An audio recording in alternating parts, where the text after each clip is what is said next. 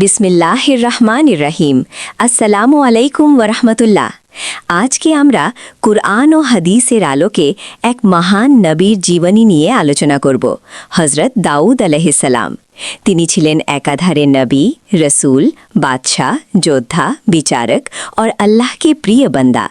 तार जीवन छिलो ईमान, साहस, न्याय विचार और अल्लाह की इबादत में परिपूर्ण। प्रथम अध्याय शैशव और वंश परिचय। हजरत दाऊद अलैहिस्सलाम छिलेन बनी इस्राइल के सन्तान। तार पितार नाम छिलो ईशा बा जिशाई। तिनी छिलेन हजरत याकूब अलैहिस्सलामेर वंशधर, सेई महान नबीर वंशे जार 12 जन पुत्र थेके बनी इस्राइलेर 12टी गोत्र सृष्टि हयेछिलो। दाऊद अलैहिस्सलाम छिलेन तार पितार सर्वकनिष्ठ पुत्र। तार 11 जन बड़ भाई छिलो। दाऊद अलैहिस्सलामेर जन्मेर समयटा छिलो बनी इस्राइलेर इतिहासे एकटी जटिल समय। हजरत मूसा अलैहिस्सलामेर वफातेर पर बनी इस्राइल मिशर थेके बेर हये फिलिस्तिने बसबास शुरू करेछिलो, किन्तु तारा बारबार आल्लाहर नाफरमानी करेछिलो, शिरके लिप्त हयेछिलो और आल्लाहर नबीदेर कथा अमान्य करेछिलो। फले तादेर उपर विभिन्न जातिर आक्रमण और शासन एसेछिलो। दाऊद अलैहिस्सलामेर समय बनी इस्राइलेर शासक छिलेन तालुत बा साउल। तिनी छिलेन एकजन धार्मिक और साहसी व्यक्ति, किन्तु तिनी छिलेन साधारण वंशेर मानुष, राजवंशीय नन। আল্লাহর নবী শামুয়েল আলাইহিসসালাম আল্লাহর নির্দেশে তালুতকে বাদশা নিযুক্ত করেছিলেন। শুরুতে বনি ইসরায়েলের অনেকেই তালুতকে মেনে নিতে চায়নি, কারণ তিনি রাজবংশীয় ছিলেন না আর ধনী ছিলেন না।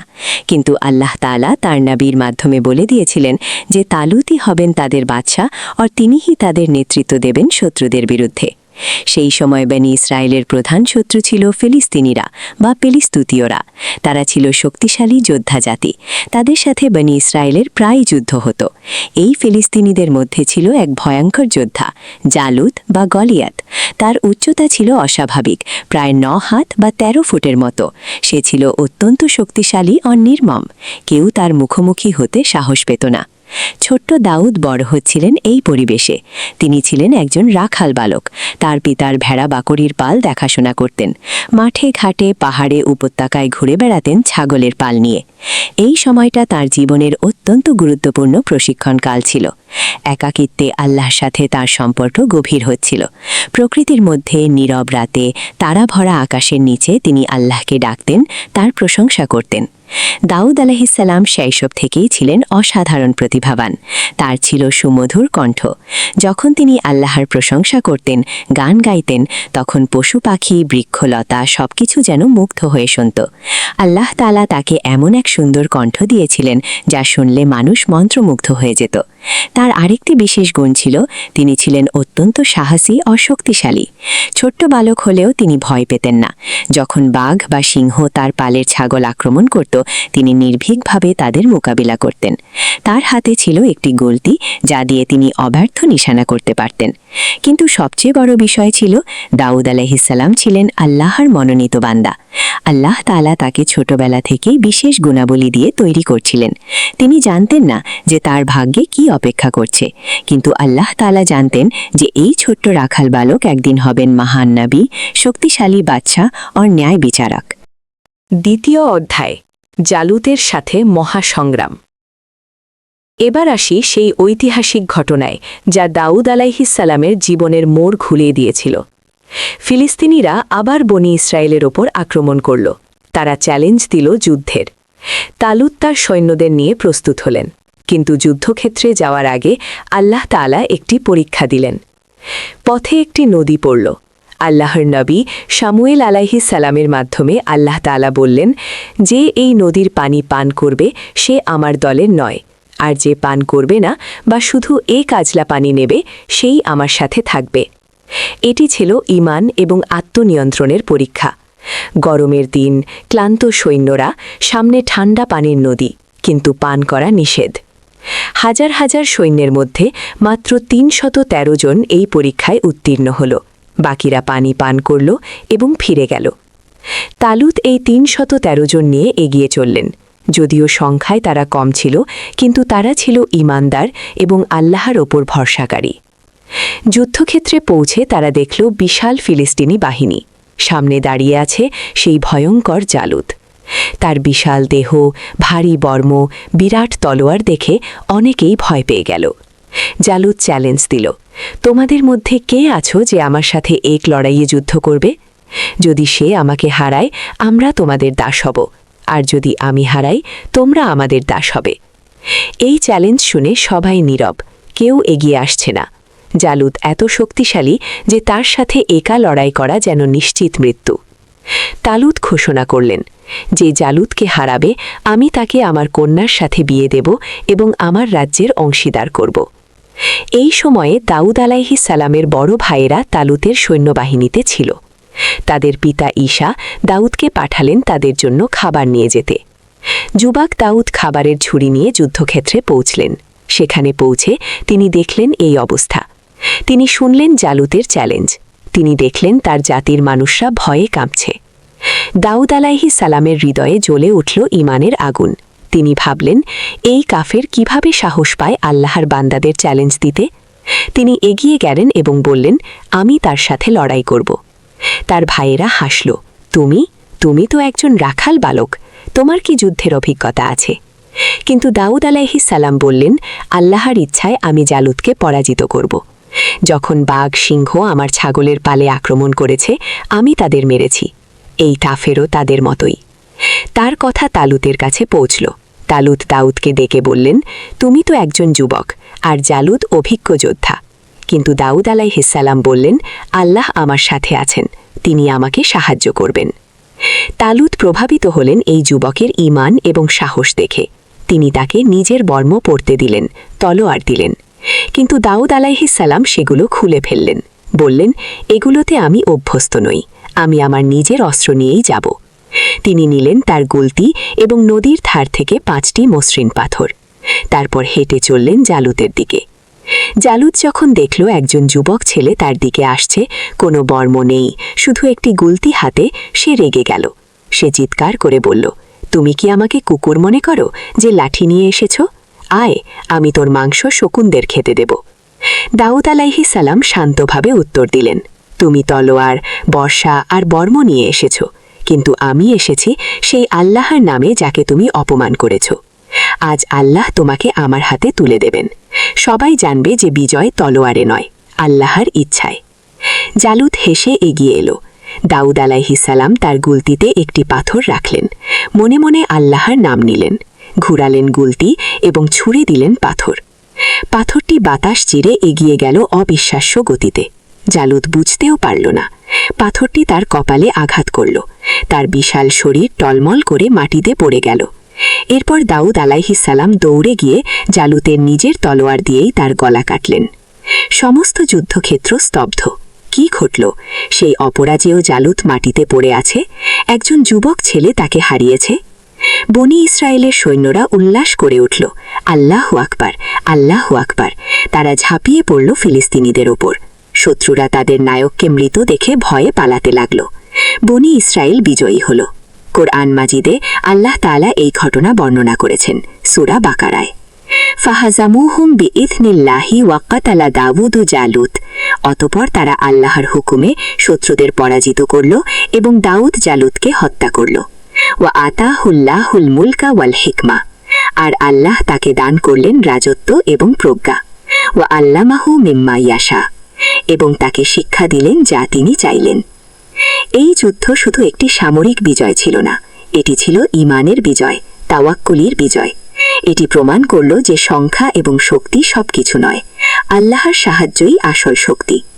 একজন ছোট্ট রাখাল বালক, যার হাতে ছিল শুধু একটি গুলতি এবং 5টি পাথর, কিন্তু যার সাথে ছিল আল্লাহর সাহায্য, সে পরাজিত করল এক বিশাল যোদ্ধাকে। এই ঘটনার পর দাউদ আলাইহিস সালাম হয়ে উঠলেন বনি ইসরায়েলের নায়ক। মানুষ তাকে ভালোবাসতে লাগল, সম্মান করতে লাগল। তালুত তাকে নিজের কন্যা মিকালের সাথে বিয়ে দিলেন এবং তাকে সেনাবাহিনীতে উচ্চ পদ দিলেন। কিন্তু এই জনপ্রিয়তা একটি সমস্যারও সৃষ্টি করল। যখন দাউদ আলাইহিস সালাম যুদ্ধ জয় করে ফিরতেন, নারীরা গান গাইত, তালুত 1000 শত্রু মেরেছেন আর দাউদ 10,000। এই গান তালুতের মনে ঈর্ষার জন্ম দিল। তিনি ভাবতে লাগলেন, দাউদ কি তার রাজত্ব কেড়ে নেওয়ার চেষ্টা করছে? দুঃখজনকভাবে তালুত, যিনি ছিলেন একজন ভালো মানুষ, ঈর্ষা এবং ক্ষমতার লোভে পড়ে গেলেন। তিনি দাউদকে মারার চেষ্টা করতে লাগলেন। কিন্তু আল্লাহ তাআলা প্রতিবার দাউদ আলাইহিস সালামকে রক্ষা করলেন। দাউদ আলাইহিস সালাম বুঝলেন যে তালুত এখন তার শত্রু হয়ে গেছেন। তিনি প্রাসাদ ছেড়ে পালিয়ে গেলেন। তার সাথে ছিল কিছু বিশ্বস্ত সাথী। তারা পাহাড়ে গুহায় লুকিয়ে থাকতেন। তালুত সৈন্য পাঠাতেন তাকে ধরার জন্য, কিন্তু দাউদ আলাইহিস সালাম প্রতিবার বেঁচে যেতেন। এই কঠিন সময়েও দাউদ আলাইহিস সালাম আল্লাহর ওপর ভরসা রাখলেন। তিনি জানতেন যে আল্লাহ তাআলা তাকে পরীক্ষা করছেন। তিনি ধৈর্য ধরলেন এবং তালুতের বিরুদ্ধে কখনো অস্ত্র তুললেন না। যদিও তার কাছে সুযোগ ছিল তালুতকে মেরে ফেলার, তিনি তা করেননি, কারণ তালুত ছিলেন আল্লাহর মনোনীত বাদশা। অবশেষে একটি যুদ্ধে তালুত নিহত হলেন। বনি ইসরাইল এবার দাউদ আলাইহিস সালামকে তাদের বাদশা বানালো। আল্লাহ তাআলা যা নির্ধারণ করে রেখেছিলেন তা বাস্তবায়িত হল। দাউদ আলাইহিস সালাম হলেন বাদশা এবং নবী, একসাথে দুই মর্যাদা। তৃতীয় অধ্যায়, নবুয়াত ও বাদশাহী। দাউদ আলাইহির শাসনামল ছিল বনি ইসরায়েলের ইতিহাসে এক স্বর্ণযুগ। তিনি ছিলেন একজন ন্যায়পরায়ণ এবং শক্তিশালী শাসক। আল্লাহ তাআলা তাকে নবুয়াতের সাথে সাথে রাজত্বও দিয়েছিলেন, যা বিরল সৌভাগ্য। আল্লাহ তাআলা দাউদ আলাইহিকে দিয়েছিলেন জাবুর কিতাব। জাবুর হল আসমানি 4টি বড় কিতাবের একটি, তাওরাত, জাবুর, ইঞ্জিল এবং কুরআন। জাবুরে ছিল আল্লাহর প্রশংসা, দোয়া এবং উপদেশের বাণী। এতে ছিল 150টি অধ্যায়, যাকে বলা হয় মাজমুর। দাউদ আলাইহির কণ্ঠ ছিল অসাধারণ সুমধুর। যখন তিনি জাবুর তিলাওয়াত করতেন, তখন মানুষ মুগ্ধ হয়ে শুনত। শুধু মানুষ নয়, পশু পাখি, এমনকি পাহাড় পর্বতও তার সাথে তাসবিহ পড়ত। কোরআন মাজিদে আল্লাহ তাআলা বলেন, ইন্না সাখারনাল জিবালা মাআহু ইউসাব্বিহনা বিল আশিয়ি ওয়াল ইশরাক। নিশ্চয়ই আমি পর্বতমালাকে তার অধীন করে দিয়েছি, যার সকাল সন্ধ্যায় তার সাথে তাসবিহ পাঠ করে। ওয়াত্তয়রা মাহশুরাতান কুল্লুল্লাহু আওয়াব। এবং সমবেত পাখিরা সকলেই তার প্রতি প্রত্যাবর্তনকারী। কল্পনা করুন, দাউদ আলাইহি জাবুর তিলাওয়াত করছেন, তার কণ্ঠে বেরিয়ে আসছে অপূর্ব সুর। পাহাড় থেকে প্রতিধ্বনি হচ্ছে সেই সুর। আকাশে পাখিরা উড়ছে এবং তারাও গাইছে আল্লাহর প্রশংসা। গাছের পাতায় পাতায় বাতাস বইছে এবং তাতেও যেন বাজছে আল্লাহর জিকির। সমস্ত প্রকৃতি এক হয়ে যাচ্ছে দাউদ আলাইহির ইবাদতে। হাদিস শরীফে আছে, রাসূলুল্লাহ সাল্লাল্লাহু আলাইহি ওয়াসাল্লাম বলেছেন, দাউদ আলাইহিকে দেওয়া হয়েছিল কোরআন তিলাওয়াতের সুরের মতো সুন্দর কণ্ঠ। আবু মুসা আল আশারি যে সুরে কোরআন পড়তেন, তা ছিল দাউদ পরিবারের সুরের মতো। দাউদ আলাইহি ছিলেন অত্যন্ত ইবাদতগুজার। তার ইবাদতের পদ্ধতি ছিল বিশেষ। রাসূলুল্লাহ সাল্লাল্লাহু আলাইহি ওয়াসাল্লাম বলেছেন, আল্লাহর কাছে সবচেয়ে প্রিয় নামাজ হল দাউদ আলাইহির নামাজ, এবং সবচেয়ে প্রিয় রোজা হল দাউদ আলাইহির রোজা। তিনি অর্ধেক রাত ঘুমাতেন, 1/3 রাত নামাজ পড়তেন এবং 1/6 রাত আবার ঘুমাতেন। তিনি একদিন রোজা রাখতেন, একদিন রাখতেন না। এই পদ্ধতি অত্যন্ত সুষম। দাউদ আলাইহি সারা রাত জেগে থাকতেন না, যাতে শরীর দুর্বল হয়ে যায়। আবার সারা রাত ঘুমাতেনও না, যাতে ইবাদত ছুটে যায়। তিনি মধ্যপন্থা অবলম্বন করতেন। একইভাবে রোজায়, প্রতিদিন রোজা নয়, কারণ তাতে শরীর দুর্বল হয়। আবার একেবারে ছেড়েও দিতেন না, একদিন রোজা, একদিন না। এভাবেই শরীরও সুস্থ থাকে এবং ইবাদতও হয়। আল্লাহ তাআলা দাউদ আলাইহিকে দিয়েছিলেন বিশেষ প্রজ্ঞা এবং বিচার ক্ষমতা। কোরআনে আল্লাহ বলেন, ওয়াশাদাদনা মুলকাহু ওয়া আতাইনাহুল হিকমাতা ওয়া ফাসলাল খিতাব। এবং আমি তার রাজ্যকে শক্তিশালী করেছি এবং তাকে দিয়েছি প্রজ্ঞা ও ফয়সালাকারী বাক্য। দাউদ আলাইহি ছিলেন একজন অসাধারণ বিচারক। মানুষ তার কাছে আসত তাদের বিবাদের ফয়সালার জন্য। তিনি ন্যায় বিচার করতেন। কোরআনে একটি ঘটনা বর্ণিত আছে, যা দাউদ আলাইহির বিচার ক্ষমতা দেখায়। একবার 2 জন লোক দাউদ আলাইহির কাছে এসে বলল, একজনের ছিল 89টি ভেড়া এবং অন্যজনের ছিল মাত্র 1টি। কিন্তু যার 99টি ভেড়া আছে, সে দাবি করছে ওই একটি ভেড়াও তার। দাউদ আলাইহি শুনেই বললেন, তুমি অন্যায় করেছ।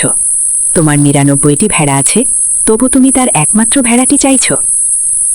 কিন্তু আসলে এরা ছিল ফেরেশতা, যাদের আল্লাহ তাআলা পাঠিয়েছিলেন দাউদ আলাইহিকে একটি শিক্ষা দেওয়ার জন্য।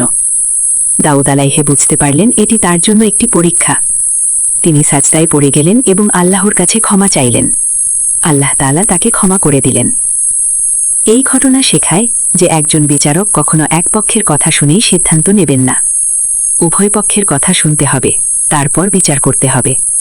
দাউদ আলাইহি এই শিক্ষা পেলেন এবং আরও সতর্ক হলেন তার বিচার কার্যে। বাদশাহ হিসেবে দাউদ আলাইহি ছিলেন অত্যন্ত ন্যায়পরায়ণ এবং প্রজাদর্দী। তিনি জনগণের সমস্যা শুনতেন এবং তাদের সাহায্য করতেন। তিনি নিজে দুর্নীতি করতেন না এবং অন্যদেরও করতে দিতেন না। তার শাসনে আইনের শাসন ছিল। ধনী গরিব সবাই ছিল আইনের কাছে সমান। তিনি তার রাজ্যকে শক্তিশালী করলেন, শত্রুদের বিরুদ্ধে যুদ্ধ করলেন এবং বিজয়ী হলেন। তার সময়ে বনি ইসরায়েল হয়ে উঠল একটি শক্তিশালী জাতি। জেরুজালেম বা বাইতুল মাকদিস হল তার রাজধানী। তিনি এই শহরকে সুসজ্জিত করলেন এবং এখানে ইবাদতের জন্য বিশেষ ব্যবস্থা করলেন। দাউদ আলাইহি চাইতেন বাইতুল মাকদিসে একটি বিশাল মসজিদ নির্মাণ করতে, যেখানে মানুষ আল্লাহর ইবাদত করবে। কিন্তু আল্লাহ তাআলা তাকে জানালেন যে এই কাজ তার ছেলে সুলাইমান আলাইহি করবেন। দাউদ আলাইহি হতাশ হলেন না। তিনি শুরু করলেন প্রস্তুতি, জায়গা নির্ধারণ করলেন, পরিকল্পনা করলেন, উপকরণ সংগ্রহ করতে লাগলেন, যাতে তার ছেলের জন্য কাজটা সহজ হয়। চতুর্থ অধ্যায়, আল্লাহ প্রদত্ত বিশেষ দক্ষতা। আল্লাহ তাআলা দাউদ আলাইহিকে দিয়েছিলেন একটি অসাধারণ দক্ষতা, লোহা নরম করার ক্ষমতা। কোরআনে আল্লাহ বলেন, ওয়া আলান্না লাহুল হাদিদ, এবং আমি তার জন্য লোহা নরম করে দিয়েছি। দাউদ আলাইহি লোহা গলিয়ে নয়, বরং হাত দিয়েই নরম করতে পারতেন। তিনি লোহা দিয়ে তৈরি করতেন বর্ম বা লৌহ বস্ত্র। এই বর্ম ছিল যুদ্ধের সৈনিকদের সুরক্ষার জন্য।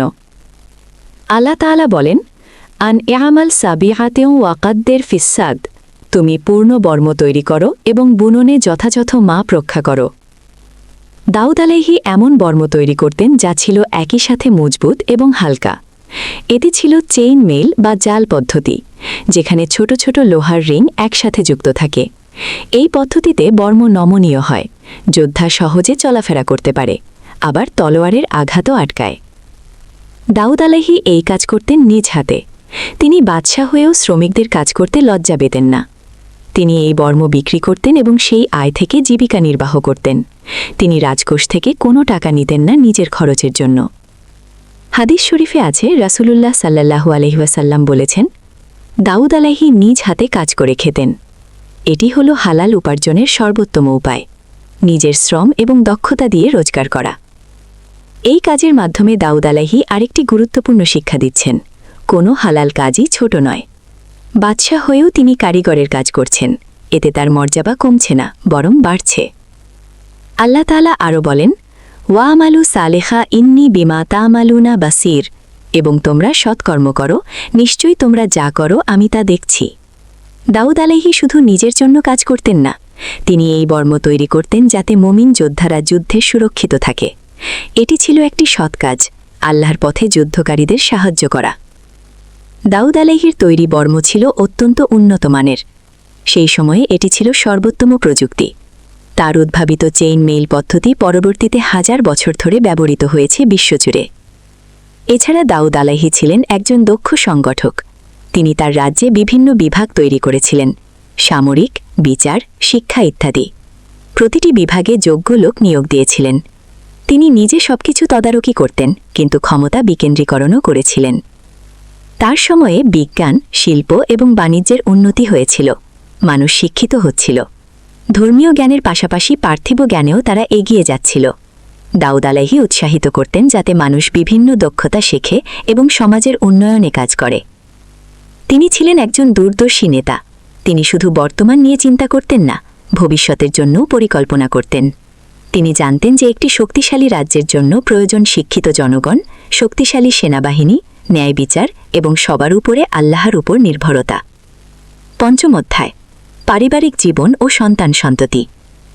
দাউদ আলাইহির পারিবারিক জীবন সম্পর্কে ইতিহাসে বিস্তারিত বর্ণনা আছে।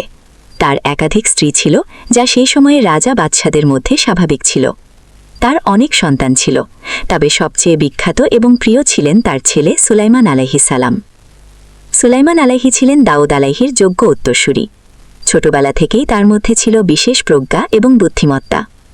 কোরআনে একটি ঘটনা বর্ণিত আছে, যা সুলাইমান আলাইহিস সালামের প্রজ্ঞা দেখায়। একবার এক ব্যক্তির ভেড়া রাতে অন্য এক ব্যক্তির ক্ষেতে ঢুকে ফসল নষ্ট করে দিল। মালিক দাউদ আলাইহির কাছে বিচার চাইল। দাউদ আলাইহি রায় দিলেন যে ভেড়ার মালিক ক্ষতিপূরণ হিসেবে তার ভেড়াগুলো ক্ষেতের মালিককে দিয়ে দেবে। কিন্তু তরুণ সুলাইমান আলাইহি একটি ভিন্ন সমাধান প্রস্তাব করলেন। তিনি বললেন, ক্ষেতের মালিক ভেড়া নেবে এবং সেগুলো থেকে দুধ, পশম ইত্যাদি দ্বারা উপকৃত হবে, আর ভেড়ার মালিক ক্ষেতে কাজ করবে এবং ফসল ফলাবে। যখন ক্ষেত আগের অবস্থায় ফিরে আসবে তখন উভয়ে তাদের নিজ নিজ সম্পত্তি ফিরে পাবে। এই সমাধান ছিল আরও ন্যায়সঙ্গত এবং ভারসাম্যপূর্ণ। দাউদ আলাইহি তার ছেলের প্রজ্ঞা দেখে খুশি হলেন এবং এই সমাধান গ্রহণ করলেন। আল্লাহ তাআলা কোরআনে বলেন, ফাফাহাম নাহা সুলাইমান, অতঃপর আমি সুলাইমানকে বুঝিয়ে দিলাম। দাউদ আলাইহি তার সন্তানদের সঠিক শিক্ষা দিতেন। তিনি তাদের শেখাতেন আল্লাহর ইবাদত, ন্যায় বিচার, প্রজ্ঞা এবং দায়িত্ববোধ। তিনি বিশ্বাস করতেন যে একজন শাসকের সবচেয়ে বড় দায়িত্ব হল তার সন্তানদের সুশিক্ষিত করা, যাতে তারা ভবিষ্যতে সমাজ এবং রাষ্ট্রের নেতৃত্ব দিতে পারে। সুলাইমান আলাইহিকে তিনি বিশেষভাবে প্রশিক্ষণ দিতেন, শাসনকার্য, বিচারকার্য, যুদ্ধবিদ্যা, কূটনীতি সবকিছুতে। সুলাইমান আলাইহি ছিলেন মেধাবী ছাত্র। তিনি পিতার কাছ থেকে শিখতেন এবং নিজের প্রজ্ঞা দিয়ে আরও উন্নত করতেন। দাউদ আলাইহি তার পরিবারের সাথে সময় কাটাতেন। যদিও তিনি ছিলেন ব্যস্ত, রাজকার্য, বিচারকার্য, ইবাদত, তবুও পরিবারের জন্য সময় বের করতেন। তিনি বিশ্বাস করতেন যে একজন নেতার প্রথম দায়িত্ব তার পরিবারের প্রতি। তার পরিবার ছিল একটি আদর্শ পরিবার। সেখানে ছিল ভালোবাসা, সম্মান এবং আল্লাহ ভীতি। স্ত্রী সন্তানরা একে অপরকে ভালোবাসত এবং সাহায্য করত। তারা দুনিয়াবী সুখ সম্পদ পেয়েছিল কিন্তু ভুলে যায়নি আখিরাতের জীবন। দাউদ আলাইহির পরিবার থেকে আমরা শিখি যে ধর্মীয় এবং পার্থিব সাফল্য একসাথে সম্ভব। একজন ব্যক্তি হতে পারে নেতা, বাদশাহ, কিন্তু একই সাথে হতে পারে ভালো পিতা, ভালো স্বামী। ক্ষমতা এবং সম্পদ মানুষকে অহংকারী করে দেয়, কিন্তু দাউদ আলাইহির পরিবার রইল বিনয়ী এবং আল্লাহ ভীতি। ষষ্ঠ অধ্যায়, ইবাদত ও আল্লাহর সাথে তার সম্পর্ক। দাউদ আলাইহিস সালামের জীবনের সবচেয়ে গুরুত্বপূর্ণ দিক ছিল তার ইবাদত ও আল্লাহর সাথে তার সম্পর্ক। তিনি ছিলেন আওয়াব, অর্থাৎ যিনি বারবার আল্লাহর দিকে ফিরে আসেন। কোরআনে আল্লাহ তাআলা তাকে এই বিশেষণে বিশেষিত করেছেন। দাউদ আলাইহিস সালামের দিন শুরু হতো আল্লাহর ইবাদত দিয়ে এবং শেষও হতো ইবাদত দিয়ে।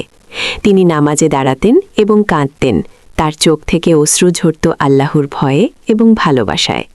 তিনি তার পাপের জন্য ক্ষমা চাইতেন এবং আল্লাহর রহমত কামনা করতেন। জাবুর তিলাওয়াত ছিল তার বিশেষ ইবাদত। তিনি এত সুন্দর করে পড়তেন যে যে কেউ শুনলে ভাবত স্বর্গের সঙ্গে ছিনছে, কিন্তু এটি ছিল শুধুই আল্লাহর প্রশংসা এবং জিকির। জাবুরে যেসব দোয়া আছে সেগুলো আমাদের কাছে এখন সম্পূর্ণরূপে নেই, কারণ বনি ইসরায়েল তাদের কিতাব বিকৃত করেছে। তবে কিছু অংশ এখনও বাইবেলে পাওয়া যায় জাবুর বা সামস নামে। এর কিছু অংশ সম্ভবত মূল জাবুরের কাছাকাছি। দাউদ আলাইহিস সালাম শুধু নিজে ইবাদত করতেন না, অন্যদেরকে উৎসাহিত করতেন। তিনি মানুষকে বলতেন আল্লাহর নামে মসজিদ তৈরি করতে, সেখানে নামাজ পড়তে, আল্লাহর জিকির করতে। তার সময়ে বনি ইসরায়েলের মধ্যে ধর্মীয় জাগরণ এসেছিল, মানুষ ফিরে এসেছিল আল্লাহর দিকে। দাউদ আলাইহিস সালামের আরেকটি বিশেষত্ব ছিল তিনি কখনো আল্লাহর রহমতে হতাশ হতেন না। যখনই তিনি কোনো ভুল করতেন বা পাপ করতেন, সাথে সাথে তওবা করতেন। তিনি জানতেন আল্লাহ ক্ষমাশীল এবং দয়ালু। তিনি আল্লাহর শাস্তিকে ভয় করতেন, কিন্তু তার রহমতে আশা রাখতেন। একবার আল্লাহ তাআলা দাউদ আলাইহিস সালামকে একটি কঠিন পরীক্ষায় ফেললেন। বিস্তারিত না জেনে তিনি একটি রায় দিয়েছিলেন যা সম্পূর্ণ সঠিক ছিল না। আল্লাহ তাআলা তাকে বুঝিয়ে দিলেন। দাউদ আলাইহিস সালাম সাথে সাথে বুঝতে পারলেন এবং সেজদায় পড়ে গেলেন। তিনি 40 দিন সেজদায় ছিলেন, কাঁদতেন এবং ক্ষমা চাইতেন। তার কান্নায় মাটি ভিজে যেত। আল্লাহ তাআলা তাকে ক্ষমা করে দিলেন এবং বললেন, ফাগাফারনা লাহু জালিক, অতঃপর আমি তাকে ক্ষমা করে দিলাম। ওয়া ইন্না লাহু ইন্দানা লাজুলফা ওয়া হুসনা মাআব, এবং নিশ্চয়ই তার জন্য আমার কাছে রয়েছে নৈকট্য এবং উত্তম প্রত্যাবর্তন স্থল। এই ঘটনা শেখায় যে আল্লাহর প্রিয় বান্দারাও ভুল করতে পারেন, কিন্তু গুরুত্বপূর্ণ হল তওবা করা। দাউদ আলাইহিস সালাম তৎক্ষণাৎ তওবা করলেন এবং আল্লাহ তাকে ক্ষমা করলেন, এমনকি তার মর্যাদা আরও বাড়িয়ে দিলেন। দাউদ আলাইহিস সালামের ইবাদতের আরেকটি দিক ছিল দান খয়রাত। তিনি গরিবদের সাহায্য করতেন, এতিমদের দেখাশোনা করতেন, বিধবাদের সাহায্য করতেন। তার রাজ্যে কেউ অভুক্ত থাকত না। যদিও তিনি নিজ হাতে কাজ করে খেতেন, তবুও তিনি দান করতেন উদার হাতে। তিনি বিশ্বাস করতেন যে সম্পদ আল্লাহর দেওয়া আমানত। এটি আমাদের পরীক্ষা করার জন্য দেওয়া হয়েছে আমরা তা সঠিকভাবে ব্যয় করি কিনা। তাই তিনি সম্পদ জমা করে রাখতেন না, বরং আল্লাহর পথে খরচ করতেন। সপ্তম অধ্যায়, জীবনের শেষ ভাগ ও উপদেশ। দাউদ আলাইহিস সালাম বৃদ্ধ হচ্ছিলেন, তার চুল দাড়ি সাদা হয়ে গেছে, শরীর দুর্বল হয়ে আসছে, কিন্তু তার ঈমান এবং ইবাদত আরও বৃদ্ধি পেয়েছে। তিনি জানতেন যে মৃত্যু আসছে এবং তিনি সেজন্য প্রস্তুত। তিনি চিন্তিত ছিলেন তার পরে কি হবে, তার রাজ্য, তার প্রজা, তাদের দেখাশোনা কে করবে। আল্লাহ তাআলা তাকে জানিয়ে দিলেন যে তার ছেলে সুলাইমান আলাইহিস সালাম তার উত্তরসূরি হবেন এবং তিনিও হবেন নবী। এই খবর শুনে দাউদ আলাইহিস সালাম খুশি হলেন এবং স্বস্তি পেলেন। তিনি জানতেন সুলাইমান আলাইহিস সালাম যোগ্য উত্তরসূরি। তিনি সুলাইমান আলাইহিস সালামকে ডেকে উপদেশ দিতে লাগলেন। তিনি বললেন, বাবা, তুমি হবে বাদশাহ এবং নবী। এটি বড় দায়িত্ব। সব সময় আল্লাহকে ভয় করবে, কখনো অহংকারী হয়ো না। মনে রেখো তুমি মাটির মানুষ এবং মাটিতেই ফিরে যাবে। প্রজাদের সাথে ন্যায় করবে, তারা আল্লাহর আমানত, তাদের কষ্ট তোমার কষ্ট এবং তাদের খুশি তোমার খুশি হওয়া উচিত। ধনী গরিব সবার সাথে সমান ব্যবহার করবে। বিচার কার্যে সতর্ক থেকো, কখনো এক পক্ষের কথা শুনেই রায় দিও না। উভয় পক্ষের কথা শোনো, তারপর আল্লাহর আইন অনুযায়ী বিচার করো। কোনো ঘুষ নিও না এবং কাউকে নিতে দিও না। সৎ উপদেষ্টা রাখবে, যারা তোমাকে সত্য বলবে, তোমার ভুল ধরিয়ে দেবে, তাদের মূল্য দেবে। যারা শুধু তোমাকে খুশি করার জন্য মিথ্যা বলে, তাদের থেকে দূরে থেকো। সেনাবাহিনীকে শক্তিশালী রাখবে, শত্রুরা যেন তোমার দুর্বলতার সুযোগ নিতে না পারে। কিন্তু অযথা যুদ্ধ করো না, শান্তি স্থাপনের চেষ্টা করো। সবচেয়ে গুরুত্বপূর্ণ, আল্লাহর ইবাদত থেকে গাফেল হইও না। যতই ব্যস্ত থাকো, নামাজের সময় বের করো। কোরআন, জাবুর তিলাওয়াত করো, আল্লাহর জিকির করো। রাতে উঠে তাহাজ্জুদ পড়ো, এগুলোই তোমাকে শক্তি দেবে। বাইতুল মাকদিসে আমি যে মসজিদ বানাতে চেয়েছিলাম সেটা তুমি সম্পন্ন করো। এটা হবে আল্লাহর ঘর। এখানে মানুষ আসবে ইবাদত করতে। এর জন্য আমি অনেক কিছু প্রস্তুত করে রেখেছি, তুমি সেটা কাজে লাগাও। এবং মনে রেখো, দুনিয়ার এই রাজত্ব, এই সম্পদ সবই ক্ষণস্থায়ী। আসল জীবন আখিরাতে, সেজন্য প্রস্তুতি নাও। সুলাইমান আলাইহিস সালাম কাঁদতে কাঁদতে এসব উপদেশ শুনছিলেন। তিনি প্রতিজ্ঞা করলেন যে পিতার উপদেশ মেনে চলবেন। দাউদ আলাইহিস সালাম তার জীবনের শেষ দিনগুলো কাটালেন ইবাদত এবং আল্লাহর জিকিরে। তিনি প্রস্তুতি নিচ্ছিলেন পরকালের জীবনের জন্য। তিনি তার জীবনের হিসাব করছিলেন, কি ভালো করেছেন, কি ভুল করেছেন, তওবা করছিলেন এবং আল্লাহর রহমত কামনা করছিলেন। অবশেষে সেই দিন এলো। দাউদ আলাইহিস সালামের মৃত্যুর সময় ঘনিয়ে এলো। তিনি শান্তিতে ছিলেন, কারণ তিনি জানতেন তিনি আল্লাহর কাছে ফিরে যাচ্ছেন। মৃত্যুর ফেরেশতা এলেন। দাউদ আলাইহিস সালাম শেষবারের মতো কালিমা পড়লেন এবং রূহ বের হয়ে গেল। বনি ইসরায়েল তাদের মহান নবী এবং বাদশাকে হারালো। সবাই শোকে কাঁদল। তারা তাকে দাফন করল বাইতুল মাকদিসে সম্মানের সাথে। দাউদ আলাইহিস সালামের মৃত্যু ছিল একটি যুগের শেষ, কিন্তু তার শিক্ষা, তার আদর্শ রয়ে গেল। সুলাইমান আলাইহিস সালাম পিতার স্থলাভিষিক্ত হলেন এবং পিতার নীতি ও শিক্ষা অনুসরণ করে শাসন করতে লাগলেন। অষ্টম অধ্যায়, দাউদ আলাইহিস সালামের উত্তরাধিকার। দাউদ আলাইহিস সালাম রেখে গেছেন বিশাল উত্তরাধিকার, শুধু বস্তুগত নয়, বরং আধ্যাত্মিক এবং নৈতিক। প্রথমত তিনি রেখে গেছেন জাবুর, আল্লাহর কিতাব। যদিও বর্তমানে আমাদের কাছে জাবুরের মূল সংস্করণ নেই, কিন্তু এর কিছু অংশ রয়েছে এবং কুরআনে এর বহু শিক্ষা এসেছে। জাবুরে ছিল আল্লাহর প্রশংসা এবং তাসবিহ, যা আমাদের শেখায় কিভাবে আল্লাহর ইবাদত করতে হয়। দ্বিতীয়ত তিনি রেখে গেছেন ন্যায় বিচারের আদর্শ। তার বিচারকার্য ছিল নিরপেক্ষ এবং ন্যায়সঙ্গত। তিনি দেখিয়ে গেছেন যে একজন শাসকের সবচেয়ে বড় দায়িত্ব হল ন্যায় বিচার প্রতিষ্ঠা করা। তৃতীয়ত তিনি রেখে গেছেন কর্মজীবী মানুষের আদর্শ। তিনি নিজ হাতে কাজ করতেন এবং হালাল উপার্জন করতেন। তিনি দেখিয়ে গেছেন যে কোনো হালাল কাজই ছোট নয় এবং নিজের শ্রমে উপার্জন করাই সর্বোত্তম। চতুর্থত তিনি রেখে গেছেন ইবাদতের আদর্শ। তার রাত দিনের নামাজ, তার রোজা, তার কুরআন তিলাওয়াত, তার আল্লাহর জিকির, এসবই আমাদের জন্য আদর্শ। পঞ্চমত তিনি রেখে গেছেন তওবার আদর্শ। তিনি দেখিয়ে গেছেন যে ভুল হলে সাথে সাথে তওবা করতে হবে, কখনো হতাশ হওয়া যাবে না আল্লাহর রহমত থেকে। ষষ্ঠত তিনি রেখে গেছেন একটি শক্তিশালী রাজ্য, যা তার ছেলে সুলাইমান আলাইহিস সালাম আরও উন্নত করেছিলেন। বাইতুল মাকদিস কেন্দ্রিক এই রাজ্য হয়ে উঠেছিল ঈমান এবং ইবাদতের কেন্দ্র। সুলাইমান আলাইহিসসালাম পিতার অসমাপ্ত কাজ সমাপ্ত করলেন। তিনি বাইতুল মাকদিসে বানালেন সেই বিখ্যাত মসজিদ মাসজিদুল আকসা, যা আজও মুসলমানদের তৃতীয় পবিত্রতম স্থান। এই মসজিদের ভিত্তি রেখেছিলেন দাউদ আলাইহিসসালাম এবং সম্পন্ন করেছিলেন সুলাইমান আলাইহিসসালাম। দাউদ আলাইহিসসালামের প্রভাব শুধু বানি ইসরায়েলের মধ্যে সীমাবদ্ধ থাকেনি। পরবর্তী যুগের মুসলমানরাও তাকে সম্মান করেন এবং তার থেকে শিক্ষা নেন। রাসূলুল্লাহ সাল্লাল্লাহু আলাইহি ওয়াসাল্লাম বহুবার দাউদ আলাইহিসসালামের কথা উল্লেখ করেছেন এবং তার আদর্শ অনুসরণের কথা বলেছেন। কুরআন মাজিদে দাউদ আলাইহিসসালামকে উল্লেখ করা হয়েছে 16 বার বিভিন্ন সূরায়। আল্লাহ তাআলা তার গুণাবলী বর্ণনা করেছেন এবং তার জীবনের বিভিন্ন ঘটনা তুলে ধরেছেন, যাতে আমরা শিক্ষা নিতে পারি। সূরা সাদে আল্লাহ তাআলা বলেন, ওয়াদকুর আবদানা দাউদা যাল আইদ ইন্নাহু আওয়াব, এবং স্মরণ কর আমার বান্দা দাউদকে, যে ছিল শক্তির অধিকারী, নিশ্চয়ই সে ছিল আল্লাহর দিকে প্রত্যাবর্তনকারী। এখানে আল্লাহ তাআলা দাউদ আলাইহিসসালামকে আবদানা, আমার বান্দা বলে সম্বোধন করেছেন। এটি সম্মানের উপাধি। আল্লাহর বান্দা হওয়াই সবচেয়ে বড় সম্মান। দাউদ আলাইহিসসালামের জীবন আমাদের শেখায় যে সাফল্য পরিমাপ করা হয় না সম্পদ বা ক্ষমতা দিয়ে, বরং আল্লাহর সন্তুষ্টি দিয়ে। দাউদ আলাইহিসসালাম ছিলেন বাদশাহ, ছিলেন শক্তিশালী, ছিলেন ধনী, কিন্তু তার সবচেয়ে বড় পরিচয় ছিল তিনি ছিলেন আল্লাহর বান্দা এবং নবী। নবম অধ্যায়, দাউদ আলাইহিসসালাম থেকে আমাদের শিক্ষা। দাউদ আলাইহিসসালামের জীবন থেকে আমরা অসংখ্য শিক্ষা নিতে পারি। চলুন দেখি কিছু মূল শিক্ষা। 1. আল্লাহর উপর তাওয়াক্কুল। জালুতের বিরুদ্ধে যুদ্ধে দাউদ আলাইহিসসালাম দেখিয়েছেন যে আল্লাহর উপর ভরসা করলে কোনো শত্রুই বড় নয়। একজন ছোট্ট রাখাল বালক পরাজিত করতে পারে এক বিশাল যোদ্ধাকে, যদি তার সাথে থাকে আল্লাহর সাহায্য। 2. হালাল উপার্জন। দাউদ আলাইহিসসালাম বাদশাহ হয়েও নিজ হাতে কাজ করতেন। তিনি রাষ্ট্রীয় ভাতা নিতেন না। তিনি দেখিয়েছেন যে নিজের শ্রমে উপার্জন করাই সর্বোত্তম। 3. ন্যায় বিচার। একজন শাসকের সবচেয়ে বড় দায়িত্ব হল ন্যায় বিচার। দাউদ আলাইহিসসালাম ছিলেন ন্যায়পরায়ণ বিচারক। তিনি ধনী গরিব সবার সাথে সমান আচরণ করতেন। 4. ইবাদতে নিয়মিততা। দাউদ আলাইহিসসালামের ইবাদতের পদ্ধতি আমাদের শেখায় যে ইবাদতে ভারসাম্য থাকা উচিত, না এতটা কঠোর যে শরীর ভেঙে পড়ে, না এতটা শিথিল যে গাফলতি হয়। 5. তওবা ও ক্ষমা। ভুল হলে সাথে সাথে তওবা করা এবং আল্লাহর রহমতে আশা রাখা।